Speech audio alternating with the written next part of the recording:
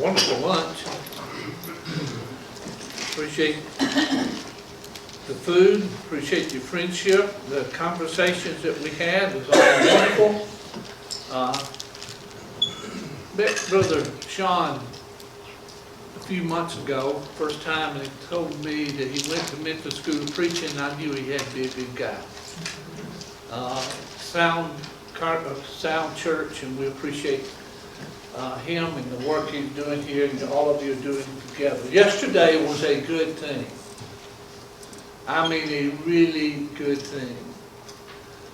Churches of Christ don't usually do door knocking much anymore. And I think it's an opportunity that we're missing. And we need to do it more often. I don't know how often you do it here, but it is something that they at least need to know that you're here. Remind them that you're here. Remind them again you're here. And keep on reminding them they're here. And one of the ways you can do that is I use door knocking as an advertisement. They'll let them know we're here. We knock on the door at Monroe and say, I want to invite you to the Monroe Church of Christ. And if there's anything we can do to help you, here's our card, come and let us know. So I think what you did yesterday was a good thing, and I'm sure it's a continuous thing that you're doing here. You've got a beautiful building, really nice, well kept. You walk around, you can see that repair is up on the building. A lot of times you go into buildings and the door about to fall off or something, but not here. Y'all have taken care of it, and I appreciate your diligence in doing that. Now I want to finish what I was saying this morning on the slide. We want to, I'm going to give the other reason that he said that we won't do, and he talked about the fact that we don't train our people to be married.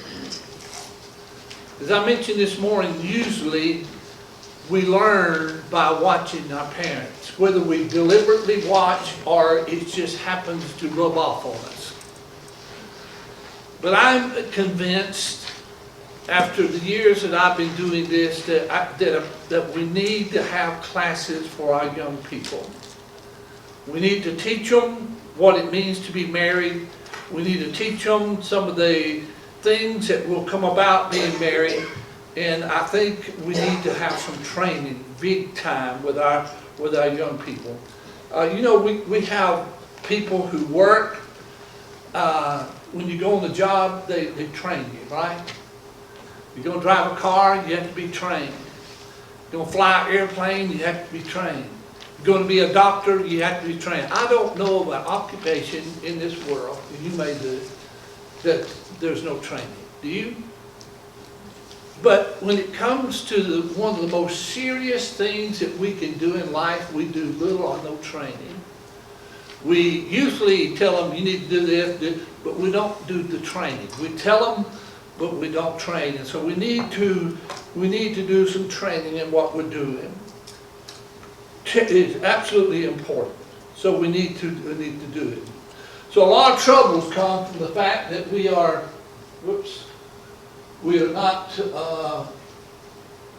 not training. Now here's the second thing that he said. He said, men and women lack understanding about the differences between men and women. Now, that is major. Okay? I have to say that when I started doing this, that there were a few ideas and things between men and women that were the same. But over the years, especially in the last 10 years maybe, I have found that there are a lot of things that only men would do that women are trying now. For example, football. I didn't know, and I've met somebody just recently, well, she goes to Monroe Church and she played football when she was coming up. Now, I'm talking about real football. I'm not talking about out on the playground tag and all that. I'm talking about real football. You wouldn't hear that happening. It didn't take place. They wouldn't let it take place. But there are some things like that that are taking place today, and we want to understand it. Men are left brain and women are right brain. Okay, what does that mean? Well, men like to deal with facts. Give me the facts, just the facts. Remember that show? Give me the facts, ma'am. Dragnet. Give me the facts, ma'am, and that's all I need. Women usually are more personal. They want a little more detail. I can call my grandson who goes to school up in Dahlonega, and I say, Luke, how you doing? I'm doing fine. Need anything? No. Okay, call me if you need something. Click. That's about the way it goes, right? But a woman picked up the phone and said, hey, Luke, how you doing? What'd you do today? Oh, who was that? What color of book did you get? Oh, is that right? You got a new what?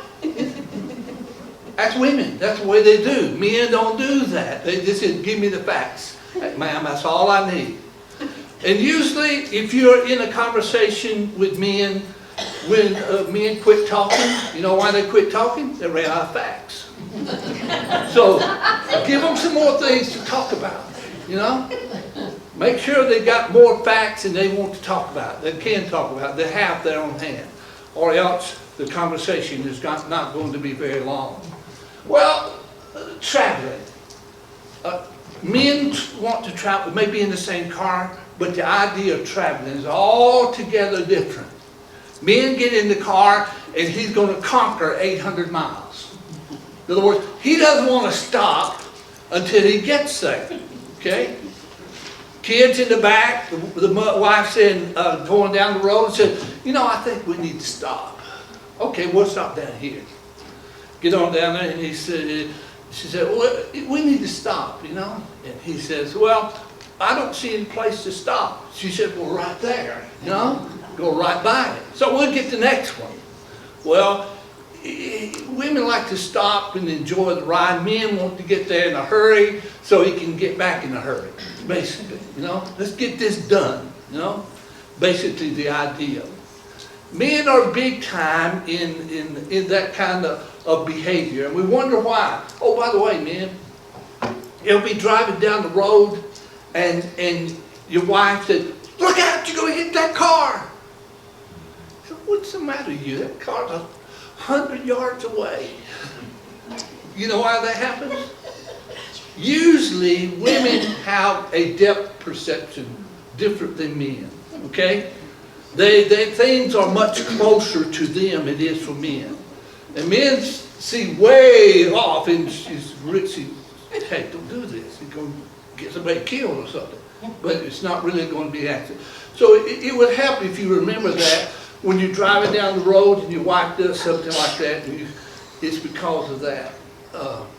Men have, like I said, the facts. Women is more of the emotions, okay? And that's changing a little bit. Women are more into romance. Who buys the romance books? Not men. So who's that leave? Women. Women buy tons of romance books if you buy them. And a lot of women out there buy romance books. They're sold. They make millions of dollars off of a romance book. How about shopping? My shopping and my wife's shopping are two different things. When I go shopping, I go in, I know what I'm going to get, I get it, and I'm gone. Reba goes in, she's shopping, she says, let me go get a blouse. I said, okay, let's go get a blouse. We go in, and I see all these blouses over, and wait, surely there's a blouse in there. And she looks at this one and looks at that one and says, how you like that? Oh, it's lovely, won't you get it? You know? And then she puts it back. I'm cringing. Why is she putting that thing back? It's nice and she likes it. She asks my approval. Well, she goes to another store. Well, I was just in the store. Why am I going to another store when we got it at this store? You know? Women like to shop. Men like to get and go. Okay? And that causes a conflict sometimes in the marriage because we don't understand how men think and how women think. This morning I had passage in 1 Peter 3, it says that men should have an understanding of his wife, and that's exactly what's right. Men have trouble because they don't understand the thinking of a woman. And it would be good if we could get on the same page when it comes to things like that. Here's another one, children. I mentioned children this morning, I'm going to mention it again. The fact is that women's, sometimes, there are exceptions to any and all of these, I want you to understand that. But mostly, women have a different way of doing children. A child can come up to the dad and say, "Dad, I hurt my arm, I hurt my arm." So let me see that. "I don't see you, blood, you're not hurt, go and get out of here." Now mom said, "Oh, come here, let me see it." "Oh, I'm so sorry, you know, let me love you a little bit, let me kiss it," and so forth. Men is not doing that, you know. We kids just love that kind of attention, that kind of doing. And so they know how to deal with children better than men. I believe that sincerely. But need to understand why men are so, well, it's a left brain thing, you know. They don't see blood, you don't see a broken arm, you don't see. So we said, let's move on. Are you okay? And he goes to mom, and mom has a different attitude about what's going on. Okay, let's see what else we got here. Usually women are more, like I said, in relationships than men. Men are more in the, like I said, conquering, being more into logical, men more into hunting, fishing, and that football, basketball, baseball. But I'm finding that there are more women that like hunting than they used to. I saw on the news where this woman went to, young lady went to Africa and killed her a rhino, or killed her a lion, or killed her something. And she was bragging about it. Well, I know a man who takes his daughter hunting, deer hunting. Okay? Well, I'm not into that kind of thing personally. And women used to not be in that kind of stuff, but it seems like that we have trained that thinking and changing that thinking a little bit along the way. Now, in Ephesians 5, let me get on that here. In Ephesians 5 is a model that we want to look at in just a moment. Ephesians 5, starting about verse 22.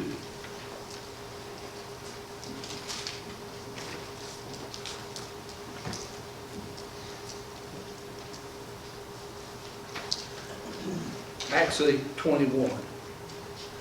Submitting to one another in the fear of God. Wives, submit to your own husband as to the Lord. For the husband is the head of the wife, as Christ is also head of the church, and he's the Savior of the body. Now watch this. Men, I have over and over and over that I've dealt with this. Men believe, I'll say not all men, I have to be careful in how I'm using that. Men have, sometimes I find, have the idea that I'm the head of the house. You know what that means? I'm the boss. I'm the king. You do what I say. Did we deal with something this morning about the wife being the helper? Huh? I think we did, didn't we? In the book of Genesis chapter 2. The woman is not a slave. And she need not be treated as such. If I just remember what I read in Ephesians 5 and verse 22, submitting yourselves to one another. We have the responsibility of submitting to one another, giving in and not being boss and being dictator and things. The head of the house means to be a leader. Leader. In fact, if I want my children to take a bath, I have to take a bath. I can't stick around and not take a bath and say, you go take a bath. I can't say to my kids, you go hoe the garden, and I'm not hoeing the garden. I can't tell my kids to go cut the grass and I won't cut the grass. You see, that's the kind of idea that sometimes. Here's another one. I can't tell my kid to go to church and I don't go to church. Okay? I remember in 1970, my son was born, and we're out in El Paso, Texas, and I used to smoke cigarettes like a pack and a half a day. And I was watching this commercial one day, and it showed this man walking through the woods with his son down the trail. Dad pick up a rock, he'd pick up a rock. Dad throw the rock, he would throw the rock. He'd pick up a stick, he'd pick up a stick. Did that several different things. I don't remember all of them. But finally they sat down beside a tree. Okay? Dad reached over, pulled out his cigarette, took one, stuck it in his mouth, and laid it down beside him. The son reached over for the cigarettes. That's all, it froze it right there. I told myself, I said, you know what? I can't tell my son not to smoke cigarettes and I'm smoking them. Can't do that. Anything that we're doing that we don't want our kids to do, we better not do it ourselves, because we're not training them to think and behave in the way that they need to be. That goes not only for kids, our kids, but it's also for other young people. Also our grandkids and great-grandkids, our nieces and nephews and things of this nature. We need to be consistent in training them, because they will do what they see us do. So we need to be leaders, lead people into doing things, and going to church and going to Sunday school and praying and being obedient to the gospel of our Lord Jesus Christ. Then he says in verse 24, therefore, as the church is subject to Christ, let the wives be to their own husbands and everything. Now mark verse 25. Husbands, love your wives. How much am I to love the wife? Well, here it is. Love your wives just as Christ also loved the church and gave himself for it. Now, how much am I supposed to love my wife? Well, stop and ask ourselves. How much do we love ourselves? I know of a preacher. He's still preaching. But he would go to the doctor when he was sick. I'm preaching, I'm working, I need to get well. I need the medicine. His wife gets sick and he wouldn't take it. Honest truth. Now, he's not loving his wife if I'm reading my passage, that passage correctly. My Bible says, love your wife as you love. And then he talks about that he nourishes himself. And he helps himself. And he said, you do the same thing for your wife. Whatever you do for your wife, you do for your kids, you do for yourself. And that shows what love really is. Now here's the deal. I'm convinced that people don't know what love is. Have you ever looked up the word love? Huh? Watch this. Love is an action. It's not just a word, it's an action. So how do you know if someone loves you? It's the action that a person has, their behavior toward you, what they're willing to do. And what I do toward my wife and toward my children, my grandchildren, how I act, how I treat them is determining what love is. And so I wish we'd go back and try to help people understand what this word really, really means, okay? All right, let's go to the other one, and we'll try to wrap this up here in just a minute. We're going to go to the second page. Y'all on the second page? Anybody? Thanks, sir. We're going to deal with some more of these things. And I talked about this morning, and I want to review just a little bit, about maintenance that we have to pull on our relationships. Now, everything that I know has to have maintenance. I talked about the church building earlier this evening, right?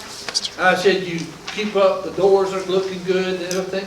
You do maintenance on the building. Whoever does, that you have to, or else it breaks down, deteriorates, rots, and things of this nature. So maintenance is important also in our relationships. Remember this word, or phrase, to be better.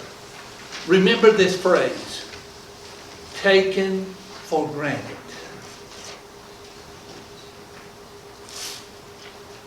Taken for granted. Can we do that? Excuse me? Yes. And we don't intend to do it. But we do. And it causes relationship problems. We assume that somebody wants to do something. Or they don't do it. And we take them for granted that they're going to do this and they're going to do that. And a lot of times we don't even ask. I've had people ask me, said, I would do this. Somebody asked me, she said, Dr. Rick would do something? Yeah, I bet you do it. And then I found out that she didn't want to do it. But she did it anyway. So when somebody asked me, said, do you think Reba wants to do something? I said, I think you better go ask Reba. You know, I've had enough knots on my head, excuse me, sorry, that I didn't want enough of them, basically, okay? Now, she never hits and she never gets on to me. She can be disappointed, but she's made me what I am today. I'll be honest with you. She's been good to me and she's been good for me. Next month, the 7th, I think we told some of you that it would be 50 years that we've been married on the 7th day of November. And every bit of it is because she tolerated me and trained me and helped me to be where I am. Because I've made a lot of different mistakes. But I do appreciate her and love her for what she is and what she's done in my life. Remember, she wouldn't marry me until I became what? A Christian. And I think that's something that we need to keep in mind. It's the lifeline. The communication is the lifeline of marriage. Now listen to this. James says, be quick to listen and slow to what? Speak. And slow to what? Get angry. Okay? Slow to anger. A lot of times we got our anger stirred up and we got our speaking stirred up and we miss what is said. Okay? We cannot anticipate what a person might say. We might say, I know what you're thinking. Oh, really? How do you know what I'm thinking? Well, it's best to hear what they got to say so we can know what they're thinking, right? If I'm reading 1 Corinthians chapter 2 correctly, if you turn with me there, here's something about communication in this particular passage. In chapter 2, the Bible says, starting with verse 2, for I determined not to know anything among you except Jesus Christ and Him crucified. I was with you in weakness and in fear and in much trembling. And my speech and my preaching was not with persuading words of human wisdom, but with demonstrated in spirit and of power. Why?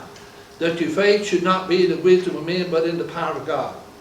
However, we speak wisdom among those who are mature, yet not the wisdom of this age, nor the rulers of this age, who are commanded to do, or are coming to nothing.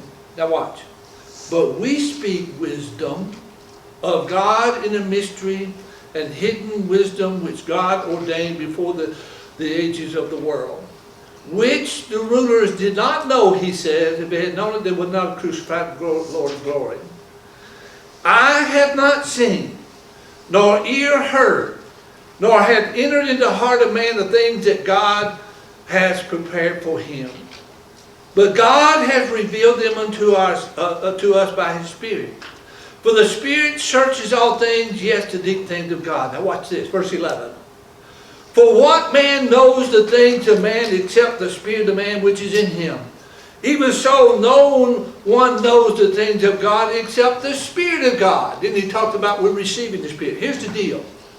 You can't mind read another person. You don't know what they're thinking. And the only way that I know what they're thinking is by words coming out of their lips.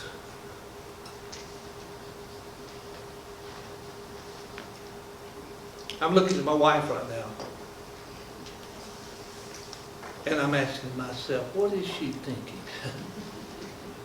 Well, how will I know what she's thinking? She has to tell me, right? In our relationships, we don't anticipate. We listen to what they have and really, really listen. Not words going through one ear and out the other, but let it sink in. And that's what helps us in our relationship with one another. And then not only there, but also in our with job and many, many other things. Secondly, well, let me go on back. Lack of communication is a serious problem. And I'll talk more about that in just a moment. We need to have time together with jobs. Okay? Our jobs are important, working together, helping around the house. Things of this nature are very, very important. We need to see that we need to take time with our children. Playing with them, working with them, training them, teaching them. And that's a full-time job.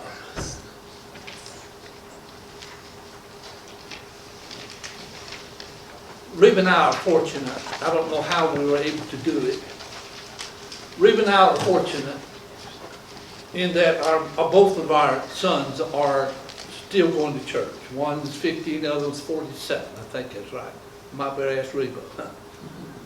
Anyway, we're fortunate.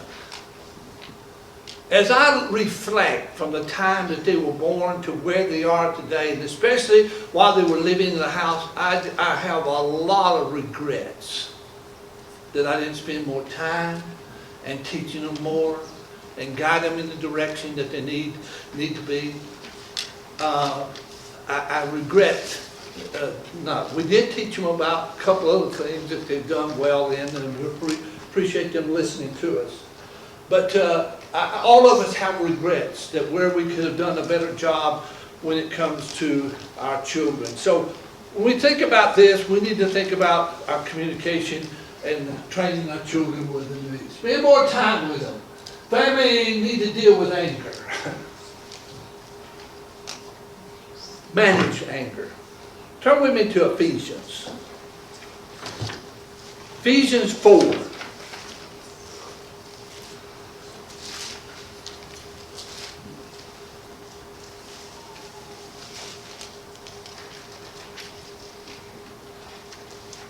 Verse 26.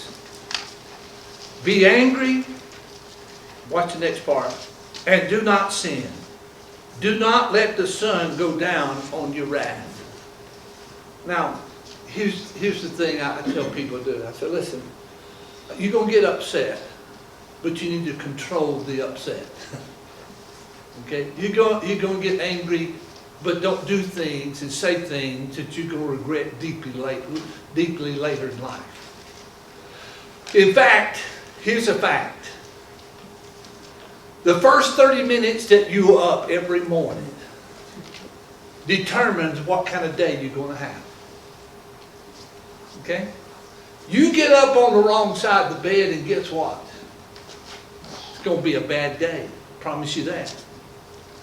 You don't want to say anything to do anything to mess with your husband or wife or kids for the next 30 minutes. You don't need to start hollering, demanding, and things of this nature. If you do, it's going to ruin your day, one way or the other.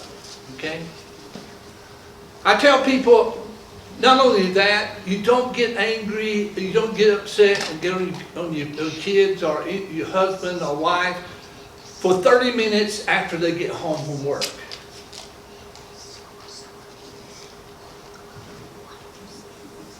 You go home,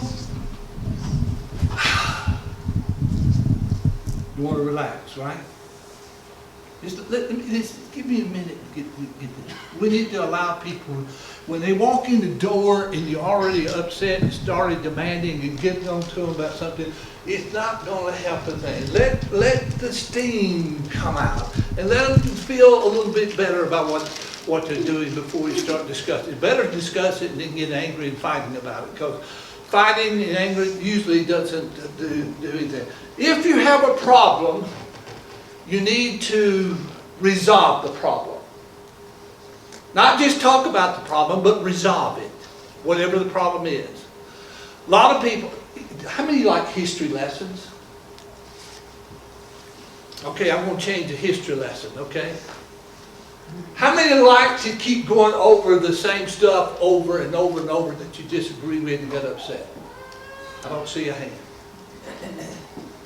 What will prevent them keep from bringing it up is that you resolve it right then. Come to a conclusion that you both are going to stick to it right there, and it won't have to be dealing with what we have in Ephesians 5. Be angry and sin not. Do not let the sun go down on your wrath. You got to get rid of it. Can't go to bed angry. You know that? Don't go to bed angry. You won't sleep good, and you're going to wake up next morning on the wrong side of the bed. You got to get rest. And usually you go to bed angry, upset about an argument. You haven't resolved it, and you're still feuding and fighting. Let it turn over your mind. You won't get the sleep that you need. Okay? Your husband needs, your wife needs, your children needs, and the next day is not going to go as well. Get rest. Don't fight 2 hours at least before. Resolve the problems while you have the opportunity. Big thing that we need to do.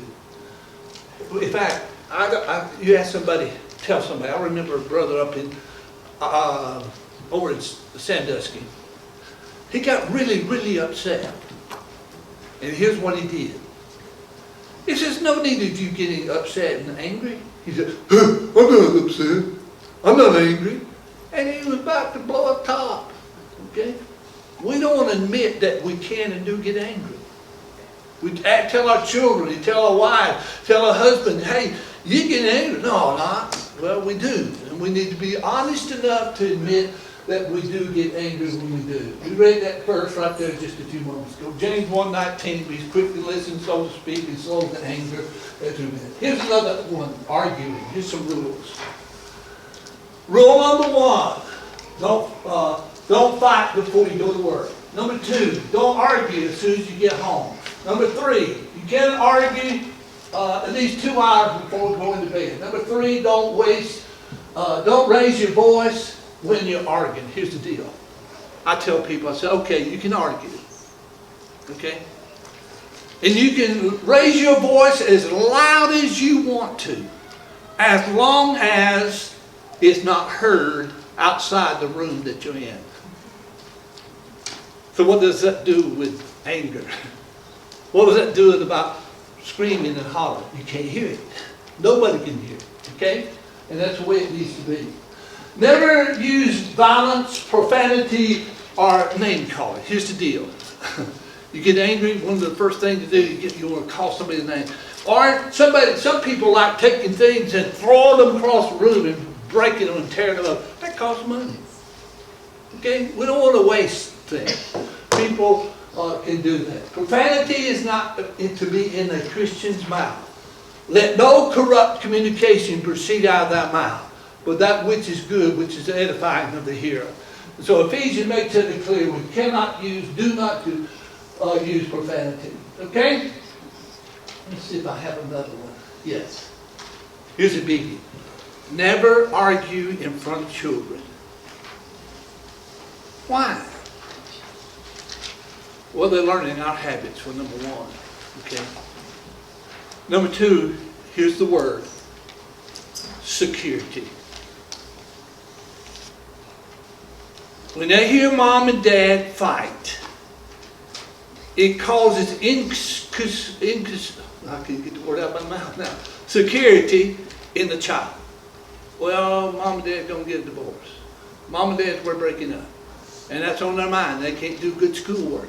They can't concentrate. They can't do. And so they hear mom and dad arguing, and it affects them big time, and we want to avoid that as much as we can. Manners. We need to teach our children manners, courtesy, listening, how to address another person. You know, these are things that we need to teach our children. Tone of voice. All these things are important that we teach our children how to address someone, how to not hate you. You know, that's not what we are to do. Etiquette was taught up to a few years ago. Maybe some of you still teach etiquette, I don't know. But etiquette was a big thing. But it's going away big time, especially with the influence, as somebody said this morning, like the TV. You see what they do, that influences the children. They think that's the way you're supposed to act, the way you're supposed to do, how they talk to people, how they address other people. Now here's a goodie. Moods. Do you ever get discouraged? Nobody in here gets discouraged, huh? If we're all honest, we would raise our hand. We do get discouraged. Now, when you're discouraged, you don't need somebody jumping down your back. You need somebody to help you, to comfort you, to guide you, to help you. And it doesn't happen when we start saying, "Oh, get over it." That doesn't work, okay? What we need is somebody to take time to encourage us to do. Depressed, a lot of people get to loss of a lot of things. You lose your cat. You know you grieve over your cat? No? Or your dog? You know that's true. I've been certified in grieving, in grief counseling. And that's, you lose anything. Lose your job, lose your house, move away, lose a friend, lose your husband, lose your children. All those things called grief, and sometimes deep grief. And it needs to be dealt with.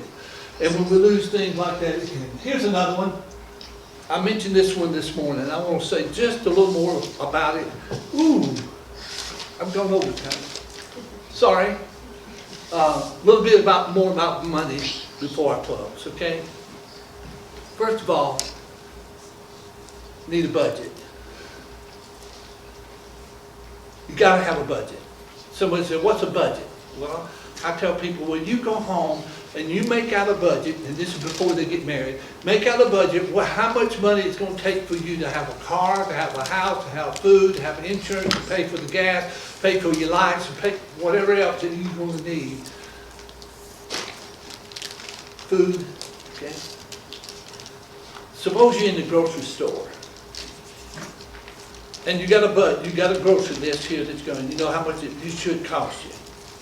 And you come in and you happen to see something over there, "Oh, you know what? I need that." And you go buy it. And it carries you $1 over what you planned to buy. Guess what that's done? Popped your budget. Let me tell you something else. One of the biggest things that some people, maybe not anybody here, but what really hurts us in our budget is, watch this, impulse buying.